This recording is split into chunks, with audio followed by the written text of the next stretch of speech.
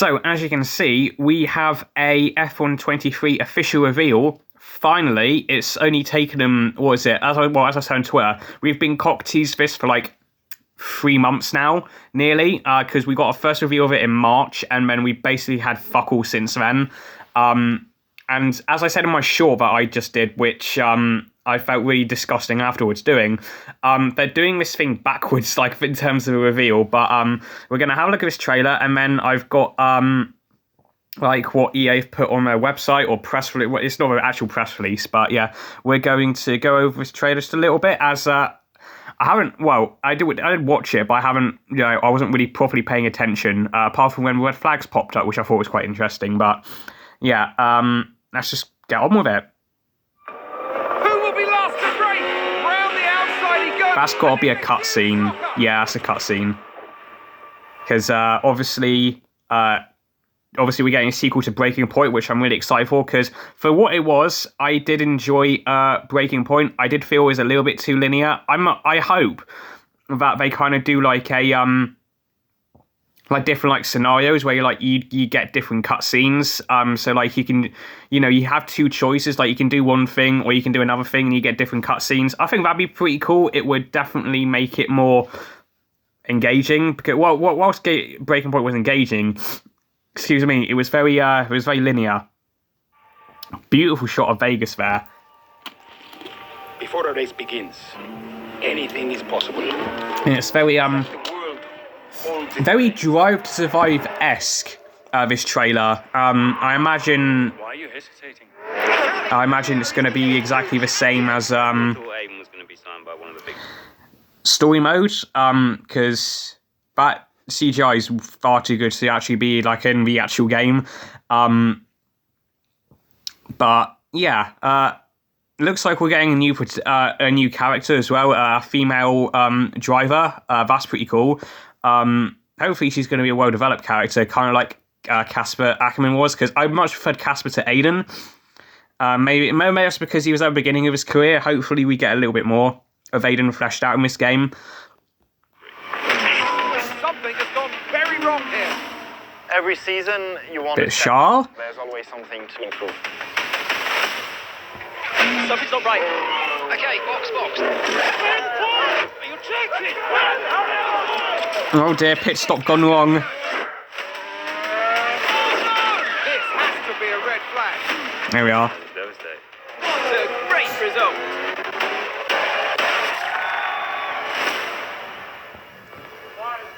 I want to be the best I can be, and I want to win. And it slides out, and away we go. Do you know how I look losing easy points like this? Come on, you can do this. This. Everyone survives in F1. There's another new character. Wheel to wheel, this is fabulous. The question is, Who will be The last to break.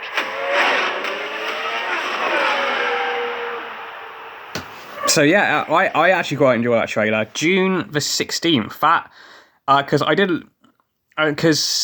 F122 came out, was it beginning of July, like the 1st or 2nd of July? So yeah, we're getting this nearly 2 weeks early. 2 weeks earlier than last year. And it's actually not too far away. It's like 5 or 6 weeks away. So that's quite interesting. Now, if we go over to EA.com for the reveal of F123, not the press release, because I do things differently on this channel. So, EA Sports F123 launching June 16th. New precision driving technology delivers vastly improved pad play alongside real F1 team feedback for the ultimate real experience. So we're going to go over this one as well. Who will be the last to break? EA Sports F123, the official video game for the F1 blah blah blah blah, arrives on June 16th, PlayStation, Xbox, PC. Obviously we've just seen the trailer. Headlining the return of the epic story mode Breaking Point, F123, home of every team driver, blah blah blah blah blah, including highly anticipated Las Vegas and Qatar. From a press release, I have read that. It looks like they're going to be in the game at launch, like Miami was last year, so that's going to be interesting. Breaking Point returns. The enthralling narrative-driven story Breaking Point makes a return with even more drama and action waiting to unfold. I kind of like that they're going with the DTS route for it, because that's what the trailer feels like it's going to be like, which I'm not complaining about. So, yeah, follows the career of young upstart Aiden Jackson and infamous protagonist Devin Butler. The pair find themselves together at Connor Sport Racing Team, which is my team for the story mode, which I'm not too how I feel about that. I think I much more would have preferred it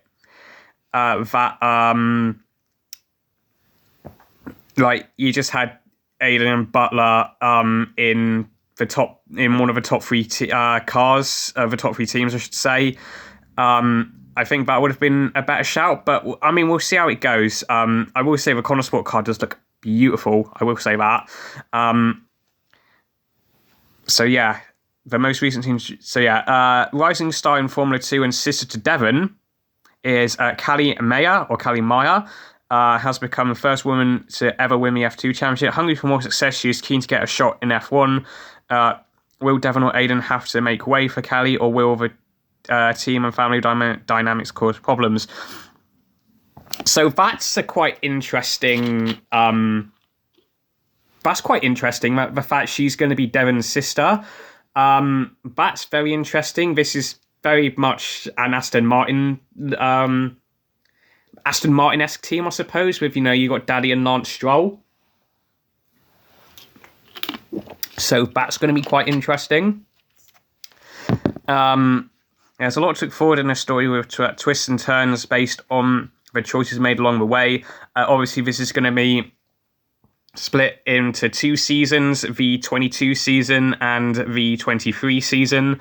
I hope Breaking Point is also a little bit longer as well. As I felt, I felt that Breaking Point was a little bit short, but we shall see how long it is. It's just called Breaking Point 2 from the looks of it as well. 2 new circuits, so we've got Losail and Las Vegas. Hopefully, we shall see how the racing is on those tracks. Obviously, we will be. That we'll be able to race them before they go to them later on in the season, because they're quite late on the season, those 2 tracks. So maybe the game will give us an indication on how good racing is going to be, but maybe not, because, as I said, it's a fucking video game. As for circuits don't feature in 2023 calendar, so they're keeping it. So Paul Ricard, Shanghai, and Portimao are going to be included as legacy tracks. For use in various game modes. Hopefully they're going to be in, the career mode, my team. Because at the beginning of F1 22, for some fucking reason, they weren't in the game at the beginning, which was the start, but they weren't put into the actual my team and career mode, which I thought was very, very odd. But hopefully we'll be in there after season 1. Handling upgrades. Thank God, because the reason I stopped playing F1 22 was because of the handling and the AI. I absolutely despised the handling on F1 22. The fact that you didn't have to really put the throttle down that hard, and you just spin out of a corner. And it was very inconsistent, I felt. So, let's see what I have to say about that. Incorporating actual F1 team feedback, F1 23's vehicle handling has some significant improvements over the last game for both wheel and pad players. That's good, because I'm a controller player. I don't have space for a wheel, unfortunately. New vehicle physics gives cars better traction under braking, accelerating, yes, and cornering, yes.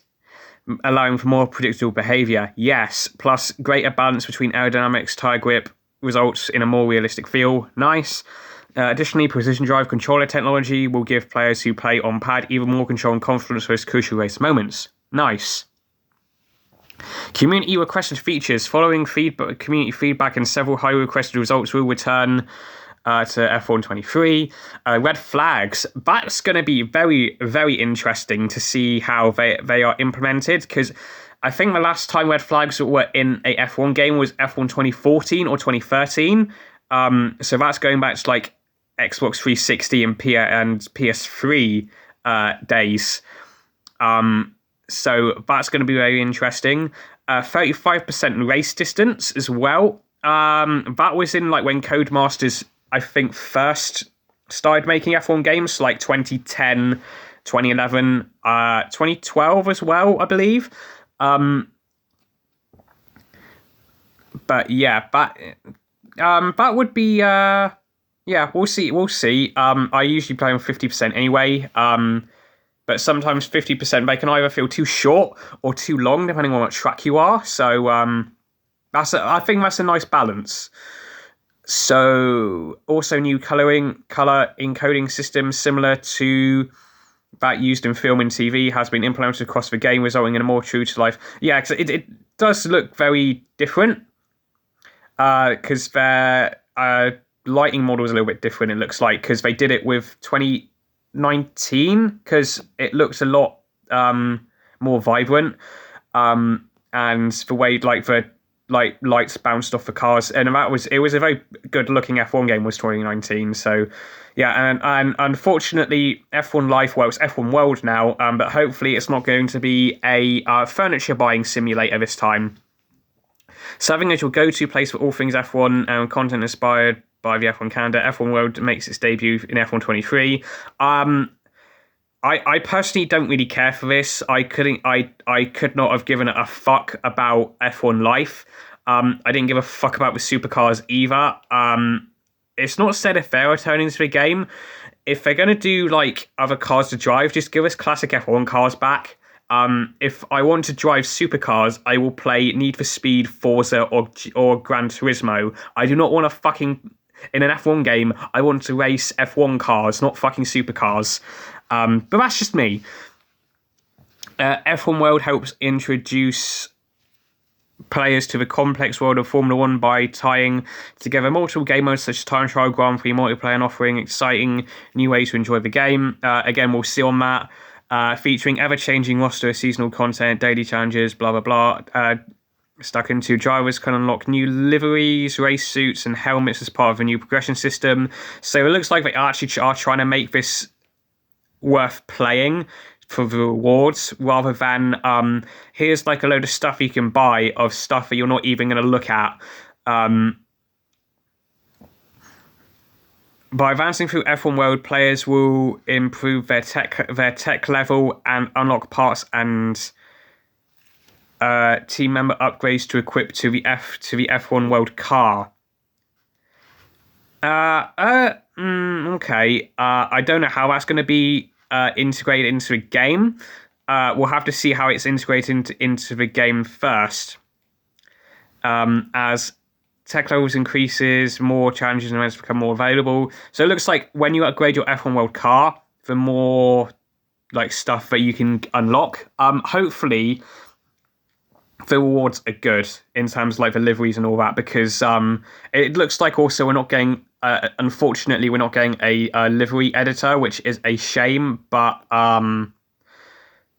hopefully, because this is going to be the last game on the old gen consoles, hopefully we'll get that in F1 24, because I think it's much needed for console players, because it's all right for PC players, because you can download mods and make stuff your own, but it's very difficult for console peasants like myself who have to rely on the in-game liveries to be actually fucking good. F1 Champions Edition available to pre-order now. The digital exclusive features blah blah blah blah blah. Champion on the Max on the cover, and comes with content. Time limited Las Vegas content pack. Okay, Max Verstappen racewear pack. Okay, Breaking Point 2 icons and vanity item pack. So Breaking Point 2 icons. So obviously we've got my team icons. Does that mean Aiden Jackson and Devin Butler could maybe in my team put them in your team? I would enjoy that. That'd be pretty cool. That'd be nice because, you know, more options for drivers. That's pretty cool. Dual entitlement, 4 new My Team icons. I wonder who they're going to be. I think probably my shortlist is Vettel. Come on, you got to put Vettel in the game. Montoya. I'd like Juan Pablo Montoya in the game. Maybe Kimi as well. And you know, I'm gonna throw Niki Lauda in there. Why not? Because I like Niki a lot. XP boost, F1 World Bumper Pack. No idea what that's gonna be. 18,000 Bitcoin and 3-day early access starting June 13th. Okay. Okay, so that is pretty much it, I do believe. So, yeah, was this reveal worth the wait? I'm going to say yes, because as I said at the beginning of this video, we've been cock-teased so much. And yeah, I do think it was worth it. I'm looking forward to playing Breaking Point 2. I'm looking forward to, hopefully, the improvements to my team. Hopefully, they do, features reveal, gameplay reveal or something like that in the next couple of weeks so that we know what's coming to stuff like that, because I can't stand playing online. But we shall see. So that is at the end of this video. If you made it all to the way to the end, thank you very much. If you enjoyed this video, feel free to like it. If you like this video, check out some of my other content on this channel. And if you like my other content, feel free to hit the subscribe button and turn it from red to grey. And also make sure that you get the bell notification turned on so that you know when I've actually uploaded. Thank you for watching, and goodbye.